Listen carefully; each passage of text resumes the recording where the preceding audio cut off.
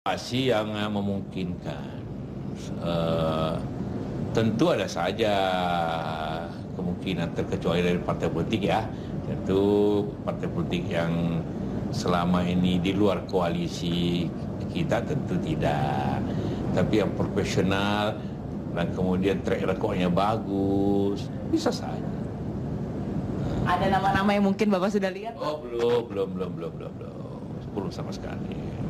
Bagaimana dengan adanya, kan ini dinamika politiknya masih sangat luas sekali ya Pak ya. Ada kemungkinan yang akan nantinya bergabung begitu.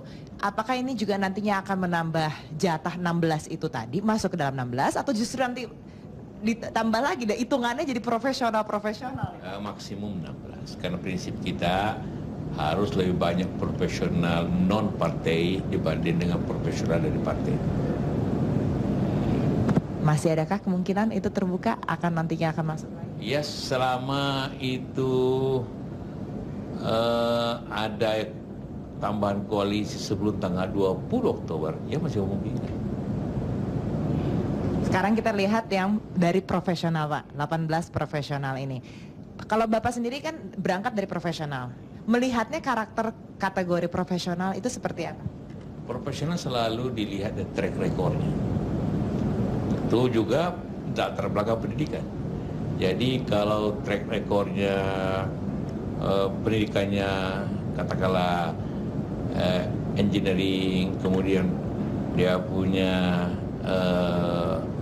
track record juga berhasil bagus di bidang itu, tentu kita tempatkan di tempat yang memang punya khusus seperti itu. Katakanlah PU atau apa, katakanlah riset dan sebagainya. Ya, kalau dia punya pengalaman bisnis, pendidikan juga bisnis, atau mungkin cocoknya di Kementerian katakanlah Perdagangan.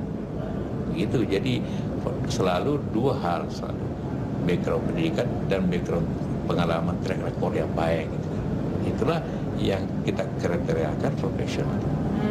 Misalnya pernah memimpin organisasi atau memimpin perusahaan, termasuk itu kan juga karakter yang dilihat karena kan dicarinya leadership. Iya, itu leadership, track recordnya semuanya itu. Jadi masuk semua itu kan track recordnya, pengalamannya yang baik, tapi harus positif, jangan track recordnya negatif. Gitu. Kalau melalui soal karakter, dulu kan kita lihat ini dari Sabang sampai Merauke ada representasinya, gender ada representasinya. Kalau kita lihat nanti di kabinet Jokowi JK seperti apa? Oh iya, itu kan kita selalu berpikir ini Indonesia besar, Nusantara besar.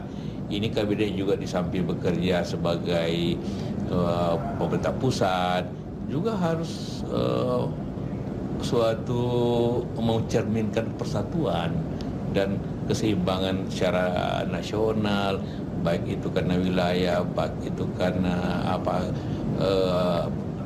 agama, baik itu karena gender, baik juga karena seperti itu.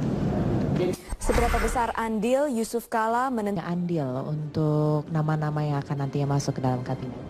Wah, saya akan membantu Presiden Pak Jokowi aja.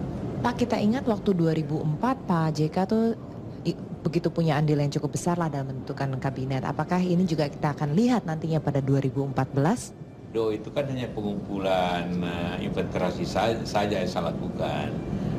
Semuanya kan kemudian di fit in proper oleh Pak Presiden. Saya tidak turun serta malam. Jadi Bapak nggak ada hak vetonya gitu? Enggak dong. Yang mengatakan lulus tidak kan Presiden waktu itu, ingat. Semua datang ke Cikias ditanya. Kita hanya memberikan inventarisasi bahwa ini loh calon-calon yang baik. Presiden yang suka pilih yang mana, tolong dites Pak. Iya. Kalau sekarang Bapak punya hak yang lebih besar nggak? Itu cuma sebatas pada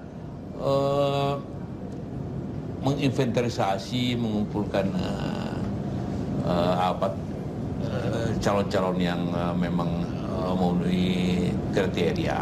Sekaligus cari Ya bukan hanya saya, Pak Jokowi juga dikasih syarat, tim juga banyak orang yang gitu. Kita kumpulkan jadi satu nanti calon-calon itu untuk mempunyai long list kan. Kemudian dari long listnya menjadi short list. Partai politik ini tidak kecewa Pak terkait keputusan ini? Enggak, tetap saja 16. Memang nanti karena itu evaluasi akhirnya ya sebelum tanggal 20 itu 20 Oktober. Kalau memang ada tambahan koalisi sebelum tanggal 20 Oktober ya tentu bisa masuk dalam kerangka 16 itu. Pak JK, terima kasih banyak atas waktunya.